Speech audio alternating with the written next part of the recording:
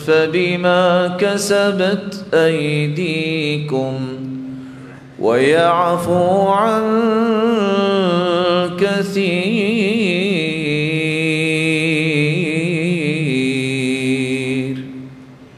وما أصابكم من مصيبة فبما كسبت أيديكم. تمہیں کوئی دکھ مصیبت آتی ہے تمہارے اپنے ہاتھوں کی کمائی ہے. اگر تم نے اپنے معاشرے میں رہتے کوئی چوری نہیں کی تو آپ اپنا گھر نہیں چھوڑیں گے. آپ باہر چھپ رہے ہیں، یہ مصیبت آپ نے خود اپنے ساتھ لگائی ہے. اپنے اعتماد کو خراب نہ کرتے. کسی جان کو ناحق قتل نہ کیا ہوتا تو نہ تم اپنے شہر اپنے صوبے کو چھوڑتے. یہ مصیبت تم نے خود خریدی ہے، اللہ کی نافرمانی کی ہے، بدامنی کا شکار ہو گئے ہو. تو سب سے پہلی وجہ جو انسان کے کسی بھی پریشانی کا سبب ہوتا ہے وہ انسان کے اپنے اعمال ہوتے ہیں، اپنی کمی کوتاہی ہوتی ہے. بسا اوقات مصیبت اس لیے بھی آتی ہے کہ اللہ عز و جلال اپنے بندے کے گناہوں کو معاف کرنا چاہتے ہیں. ما اصاب من مصیبت الا باذن اللہ ومن یؤمن باللہ یہد قلبہ. جو بھی مصیبت آتی ہے وہ اللہ کے حکم سے آتی ہے. حکم کیا ہے؟ ما يصيب المسلم من نصب ولا وصب ولا هم ولا حزن ولا غم حتى الشوكة يشاكها إلا كفر الله بها من خطاياه.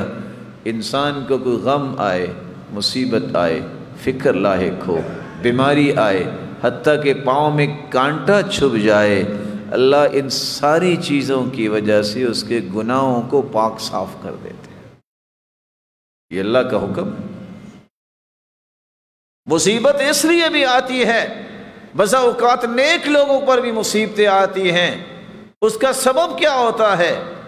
اللہ تعالیٰ نے قرآن مجید میں فرمایا ما اصاب من مصیبت فی الارض ولا فی انفسکم إلا في كتاب من قبل أن نبرأها إن ذلك على الله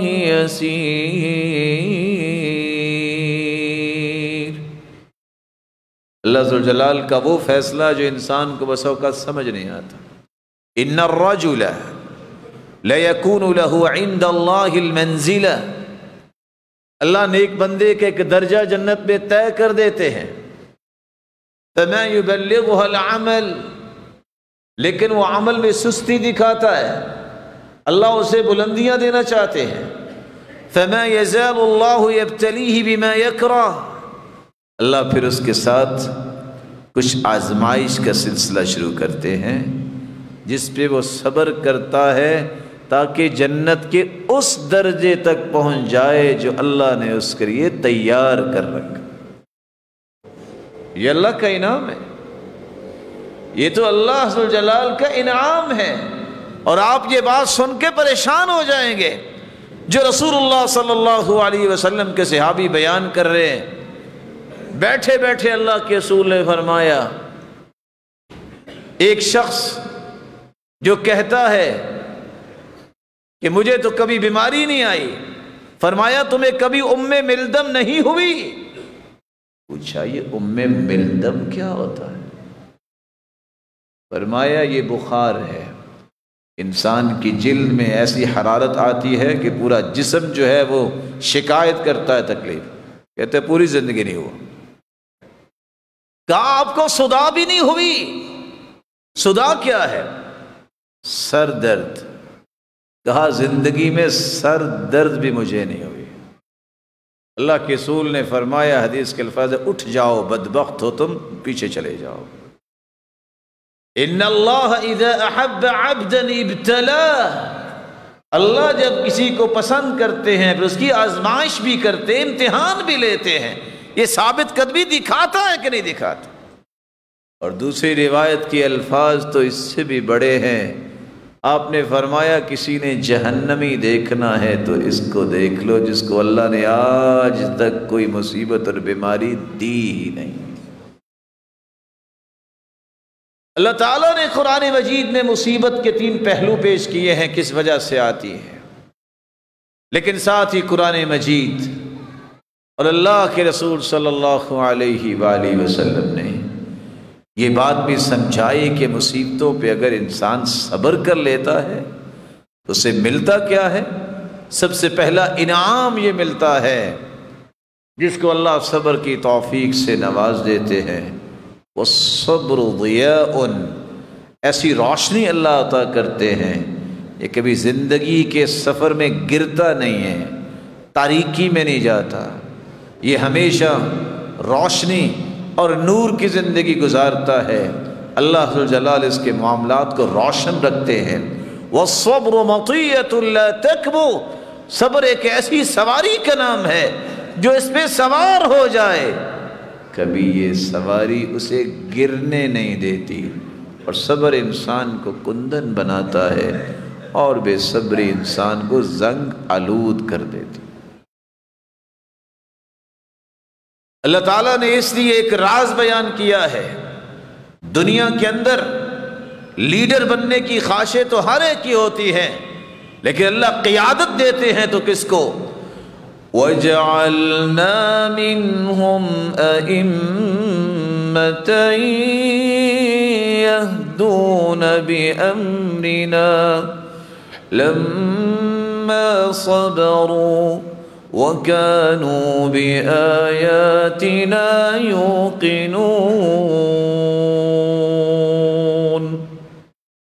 ہم قیادت اس کو عطا کرتے ہیں جس کے اندر 2 صلاحیتیں ہوتی ہیں، ایک اس کے اندر برداشت کرنے کی صلاحیت اور ایک دوسری صلاحیت اس کے اندر اللہ ذو الجلال کے فیصلوں اور شریعت پر یقین ہوتا،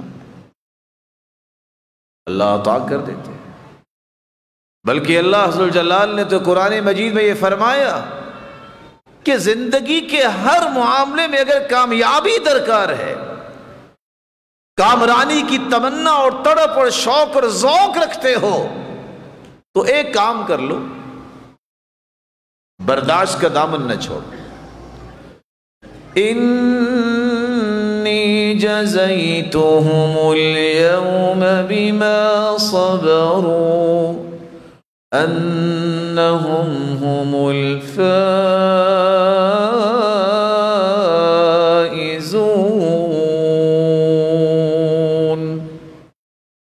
صبر تم کر لو، دنیا کے ہر قدم پہ کامیابی اور کامرانی تمہارا استقبال کرے گی۔ صرف کامیابی ہی نہیں بلکہ نماز پڑھو گے اس کا اجر الگ ہے، روزے زکوٰۃ اور حج کا اجر الگ ہے۔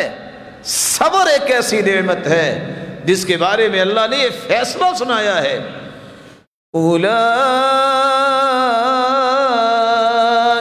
یؤتون اجرہم بما صبروا، صبر کرو گے اللہ تمہارے اجر و ثواب کو دگنا لکھوائیں گے، اکیلا ثواب نہیں، دگنا ثواب۔ بلکہ یہ اتنی بڑی نعمت ہے، قرآن مجید کے الفاظ بتاتے ہیں اور حدیث کے کہ 4 اعمال ایسے ہیں جن کا انلمیٹڈ اجر ہے، اس کی لیمیٹیشنز اللہ نے بیان ہی نہیں کی، نہ کروائی ہیں۔ الصوم لی وانا اجزی بہ، اللہ ذو الجلال فرماتے ہیں، حدیث قدسی ہے، روزہ میرے لیے ہے، اس کا بدلہ بھی میں دوں گا۔ فرشتوں تم اس کا بدلہ لکھ ہی نہیں سکتے، تم لکھو کس نے روزہ رکھا ہے، میں کتنا اس کو بدلہ دوں گا، یہ قیامت کو فیصلہ سامنے آ جائے، انلمیٹڈ۔ دوسرا عمل، ان لک لاجرا غیر ممنون، کوئی تمہیں گالیاں دے، تانے دے، تکلیفیں دے، برداشت کرو گے تو اس کا اجر بھی اتنا ہے جس کا اندازہ قرآن نے بیان ہی نہیں کیا۔ لا تعداد، بے حساب اجر اس کو اللہ قیامت کو دے۔ اور تیسرا عمل، فَمَنْ عَفَا وَأَصْلَحَ فَأَجْرُهُ عَلَى اللَّهِ۔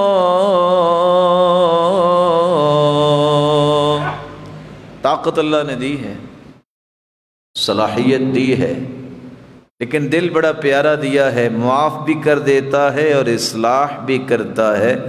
ایسے شخص کے لیے اللہ نے اجر بے حساب رکھا ہے، اس کا اندازہ بیان نہیں کیا۔ اور چوتھا عمل، انما یوفی الصابرون اجرهم بغیر حساب۔ صبر کرنے والوں کو بھی اللہ بے حساب اجر و ثواب سے قیامت کے دن نواز دیں گے۔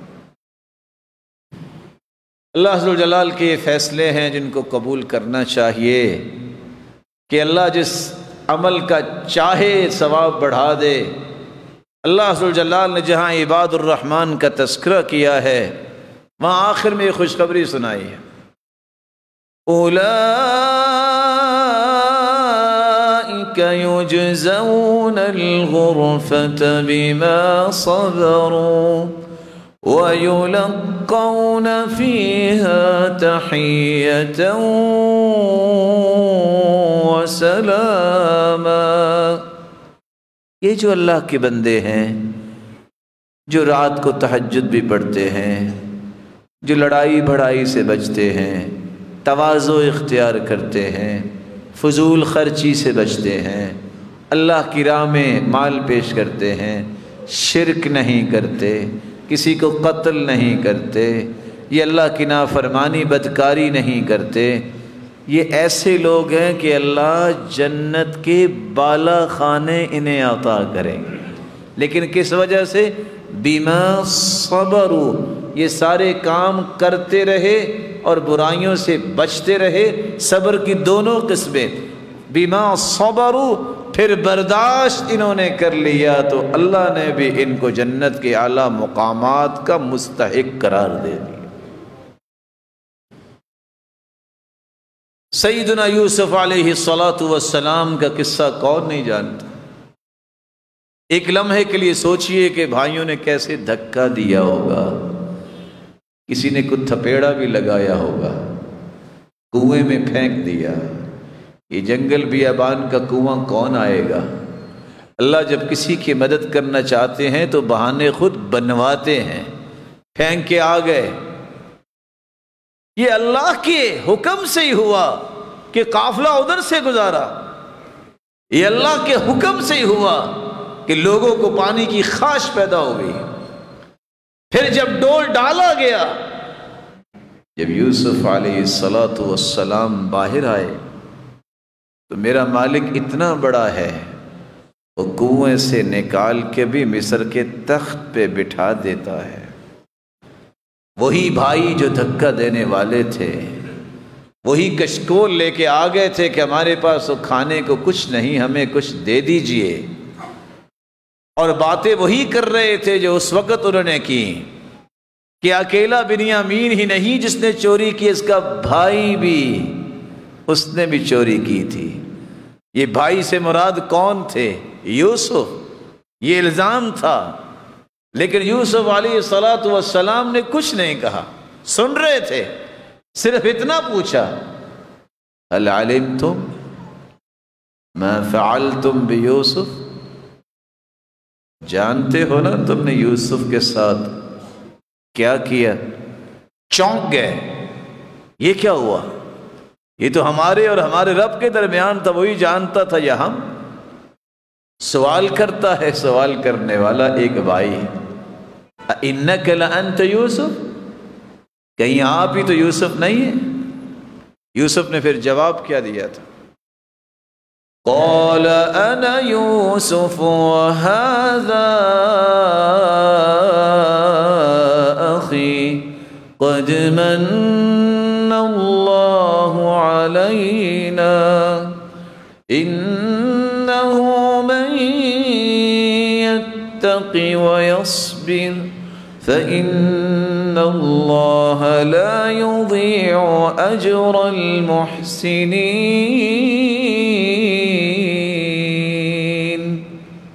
میں یوسف ہوں اور بنیامین میرا بھائی ہے، اور سنو، جو تقوی اختیار کرتا ہے اور صبر کرتا ہے اللہ اسے کبھی ضائع نہیں ہونے دیتا۔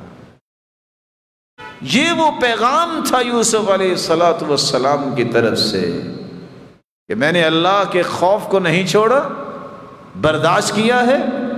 آج اللہ نے یہ بھی دن دکھائے، دھکے مارنے والے خود دھکے کھا رہے ہیں، اور اس کی عظمت کو توڑنے والے کہ ان سے باپ پیار کیوں کرتا ہے، آج وہ خود ٹوٹے ہوئے اور مارے ہوئے پھر رہے ہیں کہ ہمیں کچھ کھانے کے لیے دے دیا جائے۔ اللہ عز و جلال ہم سب کو ہر قسم کی مصیبت سے محفوظ رکھے، اور اللہ عز و جلال ہمارے اندر برداشت اور صبر کی صلاحیت پیدا فرمائے۔ وآخر دعوانا الحمد للہ۔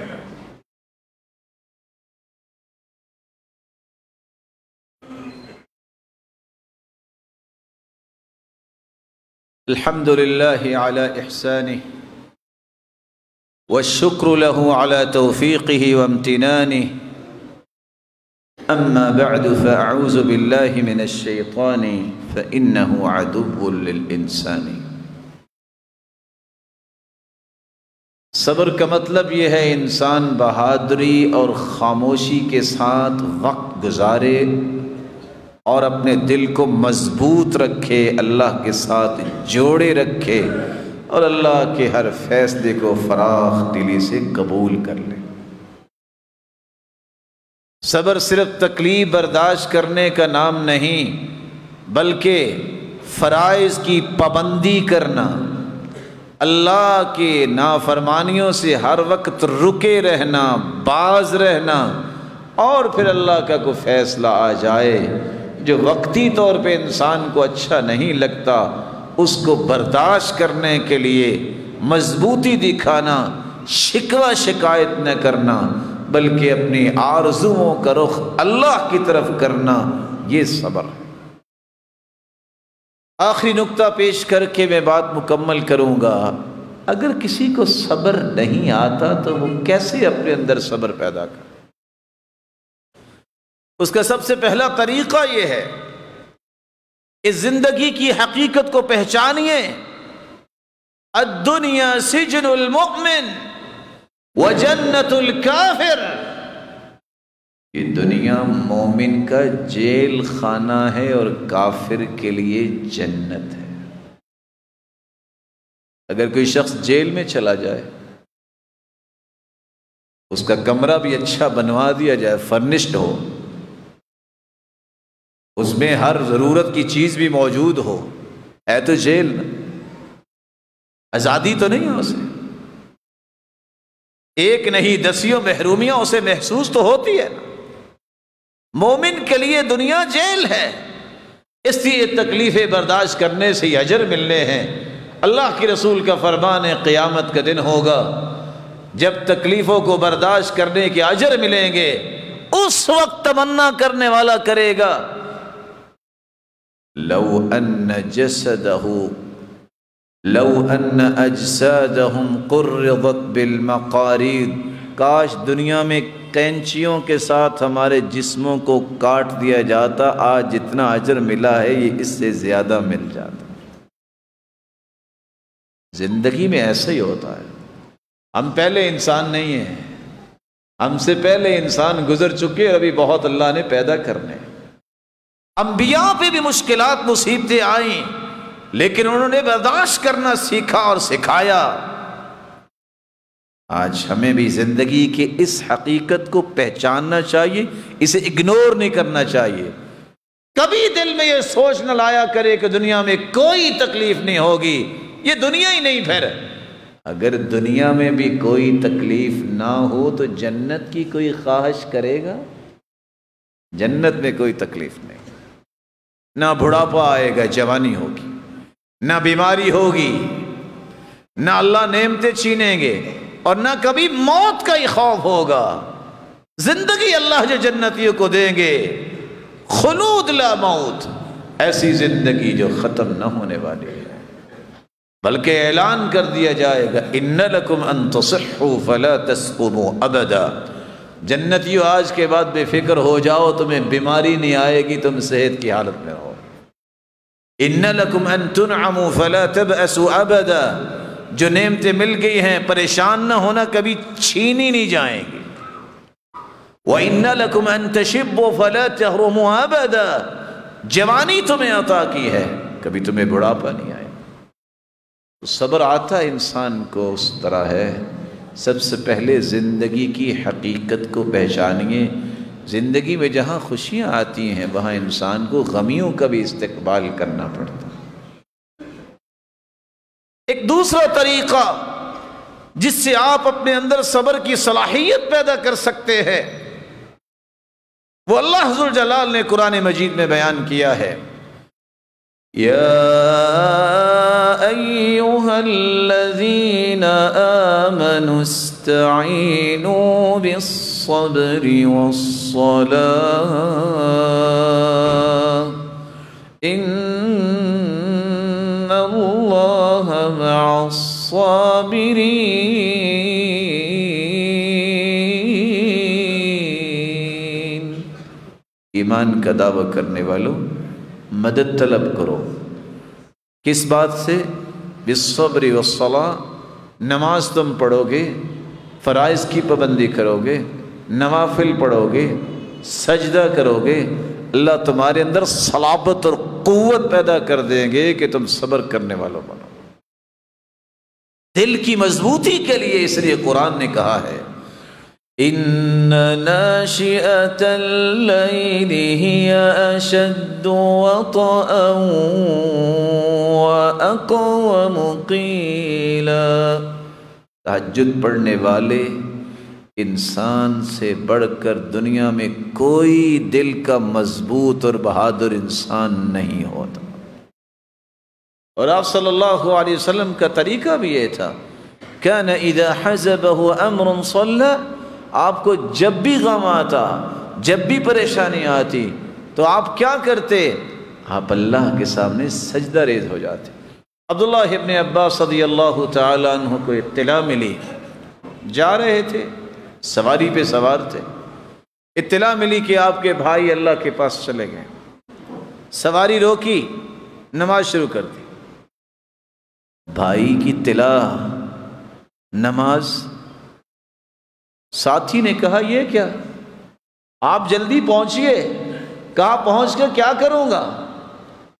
رب کی امانت رب کے پاس چلی گئی، میں تو صرف اس لیے نماز پڑھ رہا ہوں وہ طاقت تو مجھے مل جائے کہ میں اس صدمے کو برداشت کرنے کے قابل ہو جاؤں، کیونکہ اللہ کے قرآن نے یہ کہا ہے استعینوا بالصبر والصلاة۔ تم اگر اللہ ذو الجلال سے مدد طلب کرنا چاہتے ہو تو پھر نوافل پڑھو، تہجد پڑھو، نماز پڑھو، اور فوراً اللہ کے سامنے سجدہ ریز ہو جاؤ۔ تمہارے اندر یہ طاقت آ جائے گی کہ تم بڑے سے بڑے صدمے کو برداشت کر لو۔ ایک تیسرا طریقہ ہے جس سے انسان اگر صبر نہیں آ رہا تو اس کے اندر صبر آ جاتا ہے، اپنی زبان اس پہ اللہ ذوالجلال کا ذکر لاؤ اور اللہ کے رسول پر کثرت سے درود بھیجو۔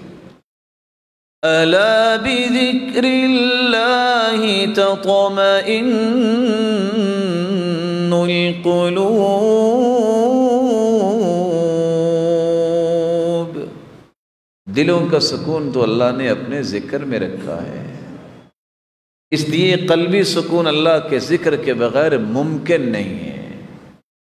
اور اللہ کے رسول صلی اللہ علیہ وسلم نے اس صحابی سے کہا تھا جس نے یہ سوال کرتے کرتے کرتے یہاں تک پہنچا کہ اللہ کے رسول اگر میں کثرت سے درود ہی پڑھتا رہوں تو پھر کیا ہوگا؟ فرمایا اذن تکفى همك ویغفر لك ذنبك، میرے صحابی اگر تم کثرت سے درود ہی پڑھتے رہو گے تو خوش ہو جاؤ، زندگی کے سارے غم دور ہو جائیں گے اور سارے گناہ بھی معاف ہو جائیں گے۔ تو صبر کرنے کا تیسرا طریقہ یہ ہے، اللہ کے ذکر کو اپنی زبان پہ لائیے اور اللہ کے رسول پر درود بھیجنے کو اپنا معمول بنا لیجیے۔ ایک صبر کرنے کا چوتھا طریقہ بھی ہے، وَكُلًّا نَقُصُّ عَلَيْكَ مِنْ أَنْبَاءِ الرُّسُلِ مَا نُثَبِّتُ بِهِ فُؤَادَكَ وَجَاءَكَ فِي هَذِهِ الْحَقُّ وَمَوْعِظَةٌ وَذِكْرَى لِلْمُؤْمِنِينَ۔ انبیاء کے قصے پڑھیے، صحابہ کرام کی زندگیوں کو پڑھیے، سمجھ آئے گی کہ کیسے اللہ نے ان کو قوت دی، کیسے انہوں نے صبر کیے، کس طرح انہوں نے زندگی کے معاملات کو چلایا۔ آپ کے اندر صبر آئے گا۔ ایک پانچواں طریقہ بھی ہے جس سے آپ اپنے اندر صبر کی صلاحیت پیدا کر سکتے ہیں۔ رسول اللہ صلی اللہ علیہ وآلہ وسلم نے کچھ دعائیں بتائی ہیں، یہ دعائیں اپنا معمول بنائیے۔ کان اذا اصاب احدا ہم او غم او سقم او شدہ، کسی کو غم آیا، فکر نے گھائل اور نڈھال کر دیا، بیماری نے لاچار کر دیا، سختیوں کی چکی میں پس گیا ہے، صرف اتنے الفاظ بول دے، اللہ ربی لا شریک لہ۔ اتنے الفاظ بولنے سے اللہ اتنا راضی ہوتے ہیں کہ غم بھی، ہم بھی اور سختیاں بھی اور بیماریوں کو بھی اللہ دور کر دیتے ہیں۔ اللہ اللہ ربی لا اشرک بہ شیئا، یہ شخص جو پڑھ لیتا ہے اللہ ذوالجلال اس کے غموں کو اور پریشانیوں کو دور فرما دیتے ہیں۔ اور تیسری دعا رسول اللہ صلی اللہ علیہ وسلم نے فرمایا، جو وہ دعا پڑھتا ہے جو ذوالنون نے پڑھی تھی، مچھلی والے نے، سمندر کا اندھیرا الگ ہے، رات کا اندھیرا الگ ہے، مچھلی کے پیٹ کا اندھیرا الگ ہے، تین قسم کے اندھیرے، ایک ہی لفظ جو ہے اللہ کو پسند آیا ہے، لا الہ الا انت سبحانک انی کنت من الظالمین۔ آگے اللہ کے رسول فرماتے ہیں، لم يدع بها رجل قط الا استجاب اللہ لذلك۔ جس بندے نے جس مقصد کے لیے، جس پریشانی کو دور کرنے کے لیے یہ الفاظ پڑھے ہیں، اللہ نے کبھی اسے محروم نہیں کیا۔ اللہ کے رسول کان اذا رعہ شیء، آپ کو بھی جب کوئی پریشانی ہوتی تو آپ یہ بھی پڑھتے، یا حی یا قیوم برحمتک استغیث، اللہ میں تیری رحمت کا ہی طلبگار ہوں، اللہم رحمتک ارجو فلا تکلنی الى نفسی طرفت عین واصلح لی شأنی کل لا الہ الا انت۔ یہ الفاظ پڑھنے والا کبھی کمزور دل نہیں ہو سکتا۔ رسول اللہ صلی اللہ علیہ وآلہ وسلم اس لیے یہ دعا کثرت سے پڑھا کرتے تھے، اللہم انی اعوذ بک من الہم والحزن والعجز والکسل والبخل والجبن وضلع الدین وقہر الرجال۔ اللہ غموں سے بھی میں تیری پناہ مانگتا ہوں، عاجزی سے بھی پناہ مانگتا ہوں، اللہ سستی سے بھی پناہ مانگتا ہوں، اور مجھ پہ کوئی غالب بھی نہ آئے، اللہ میں تیری ذات کا فقیر بننا چاہتا ہوں۔ آپ صلی اللہ علیہ وآلہ وسلم نے ایک اور بات بھی سمجھائی، جو شخص یہ الفاظ کہہ دیتا ہے، اللہم انی عبدک وابن عبدک وابن امتک ناصیتی بیدک ماض فی حکمک عدل فی قضاؤک اسألک بکل اسم هو لک سمیت به نفسک انزلته فی کتابک او علمته احدا من خلقک او استأثرت به فی علم الغیب عندک ان تجعل القرآن العظیم ربیع قلبی ونور صدری وجلاء حزنی وذهاب ہمی وغمی۔ اللہ کے رسول کا فرمان ہے جو یہ الفاظ کہہ دے اللہ اس کی مصیبت کو خوشیوں میں تبدیل فرما دیتے ہیں۔ اللہم انت ربی لا الہ الا انت خلقتنی وانا عبدک وانا على عهدك ووعدك ما استطعت اعوذ بك من شر ما صنعت ابوء لك بنعمتك علي وابوء بذنبي فاغفر لي فانه لا يغفر الذنوب الا انت۔ سید الاستغفار جو پڑھ لے غم تو غم پیچھے رہ گئے، صبح یقین کر کے کو پڑھ لے شام تک اسے موت آ جائے یہ جنت کا مہمان ہوگا۔ شام کو پڑھ لے یقین کر کے صبح تک اسے موت آ جائے یہ جنتی مہمان ہوگا۔ التلبین مجمۃ لفؤاد المریض وتذهب ببعض الحزن۔ رسول اللہ صلی اللہ علیہ وسلم نے ایک چھٹا علاج بھی بیان کیا، تلبینہ کھاؤ، اس سے انسان کا غم بھی دور ہوتا ہے اور بیماری بھی جو مریض ہے اس کی بیماری کو بھی لے جاتا ہے۔ ایک ساتواں اور آخری علاج رسول اللہ صلی اللہ علیہ وسلم نے فرمایا اگر کسی کو صبر نہیں آ رہا تو وہ میری موت کو یاد کر لے کہ اللہ کے پیارے پیغمبر بھی تو دنیا سے چلے گئے، صحابہ پہ کیا گزری ہوگی۔ رسول اللہ صلی اللہ علیہ وسلم نے فرمایا اللہ ذوالجلال اپنے فرشتوں سے پوچھتے ہیں اقبضتم ولد عبدی ثمرۃ فؤادہ، جب تم نے روح کو قبض کیا میرے بندے جو دل کا ٹکڑا تھا کسی کا، یہ بتاؤ اس نے پھر کیا کہا؟ کہا اللہ حمدک واسترجعک، اللہ تیری تعریف ہی کی ہے اور یہی کہا ہے انا للہ و انا الیہ راجعون، تعریف ہی کی ہے الحمدللہ انا للہ و انا الیہ راجعون۔ اللہ ذوالجلال فرماتے ہیں ابنوا لعبدی بیتا فی الجنہ وسموہ بیت الحمد، میرا آرڈر یہ ہے فرشتوں اگر اس نے تعریف کی ہے انا للہ و انا الیہ راجعون پڑھا ہے جنت میں کہ ایسا محل تیار کر دو ان کے لیے کہ قیامت کے دن جب جنتی جنت میں جائیں تو ہر دیکھنے والا اس محل کی تعریف ہی کرتا رہے۔ اللہ ذوالجلال سے دعا ہے اللہ ذوالجلال ہم سب